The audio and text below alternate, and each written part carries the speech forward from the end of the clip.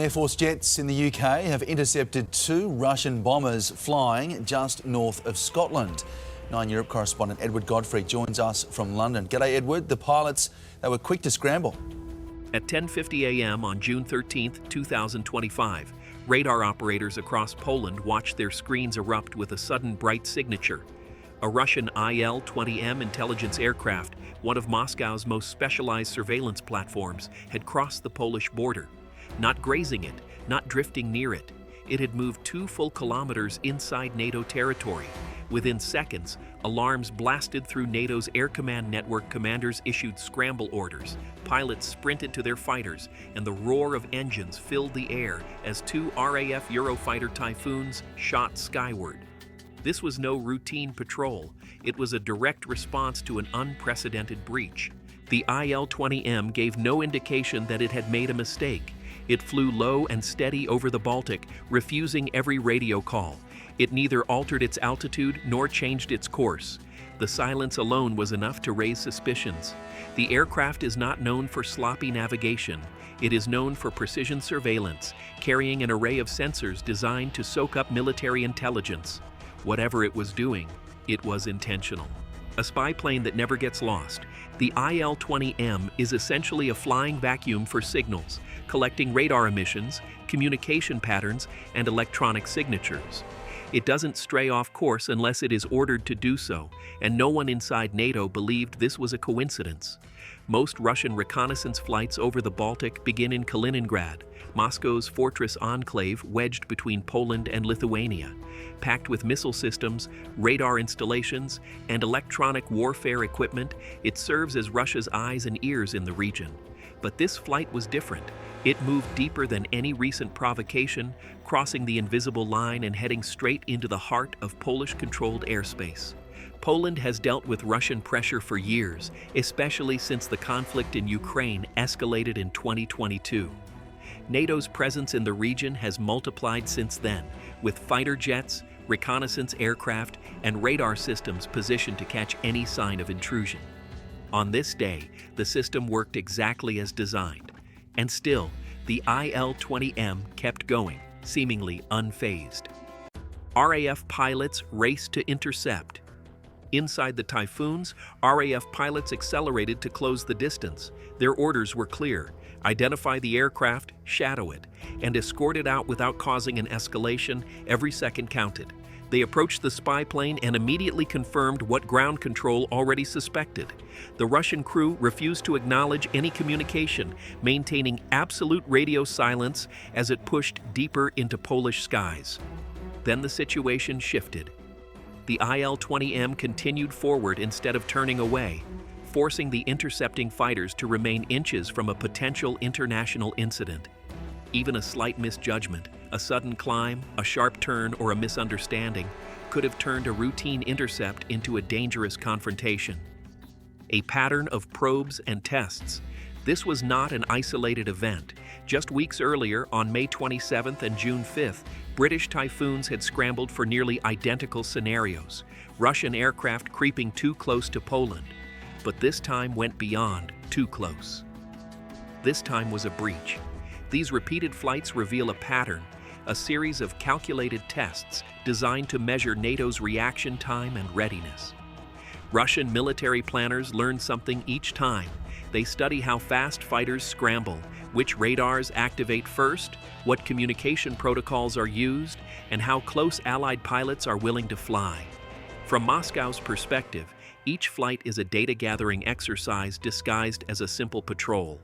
From NATO's perspective, each flight is a reminder that tensions remain razor-sharp. A closer. Look at the Il-20M.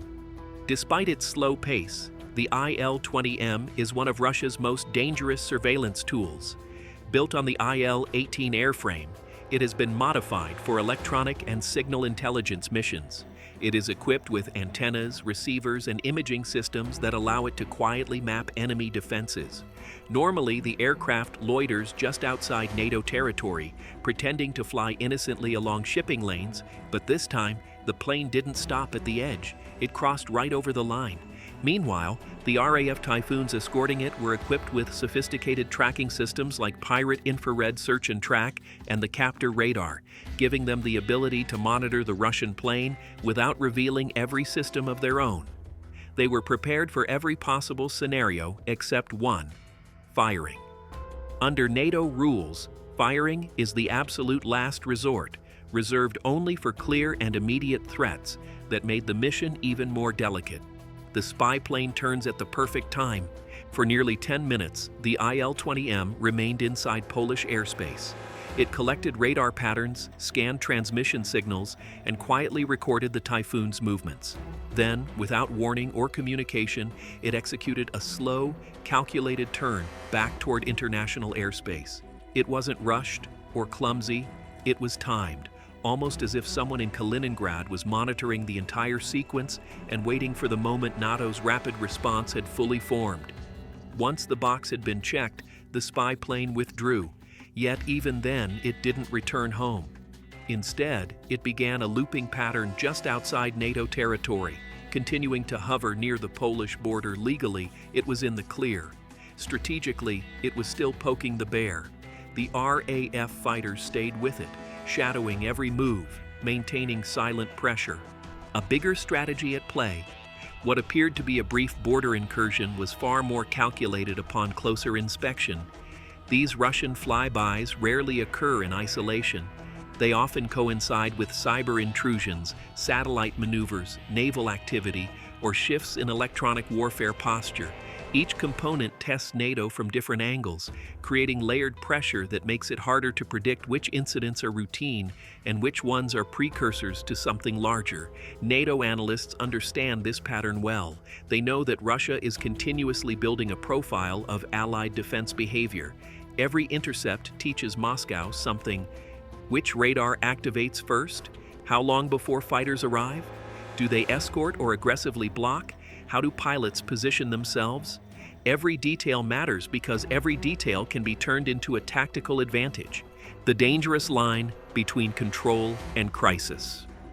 The riskiest part of these encounters is not the airspace violation itself, but the potential for miscalculation. A single misinterpreted movement could trigger an escalation neither side wants. A pilot misreads a turn. A radar operator thinks a maneuver is hostile. A jet moves too close. Suddenly, a quiet test turns into a deadly event with global repercussions. Poland's military later declared the incident a deliberate provocation designed to test NATO's readiness. Their assessment made it clear the flight was intentional, the silence was intentional, and even the withdrawal was intentional. The entire event was a controlled experiment. NATO's response after the incursion: once the IL-20M finally drifted back toward Kaliningrad, the Typhoons returned to base and the deeper work began. NATO's Allied Air Command compiled radar logs, pilot reports, flight tracks, and every second of electronic silence, Poland's tracking data, was merged into the analysis. The Baltic states requested immediate briefings. Brussels reviewed the findings and quietly updated its protocols. No part of the incident was ignored. This wasn't just another intercepted aircraft. It was a rehearsal for something that could happen again, possibly with a different aircraft, a more aggressive maneuver, or a pilot who doesn't turn back at 2 kilometers. The reality moving forward. Eastern Europe's skies are no longer calm. With Kaliningrad sitting like a loaded weapon at NATO's doorstep, the region remains constantly under tension. The IL-20M entered Polish airspace and left without a fight, but it left with something arguably more valuable: a clearer picture of NATO's reaction. The entire event was a message, delivered in silence and measured in minutes. The biggest question now is simple. How many more of these tests can NATO endure before one crosses a line that cannot be walked back? If you want more deep dive breakdowns like this, stories that cut through the noise and reveal the tense reality behind modern military standoffs, make sure you hit that like and subscribe to the channel. Your support keeps these investigations going. Thanks for watching, stay sharp, and remember, in today's world, silence in the sky is never just silence.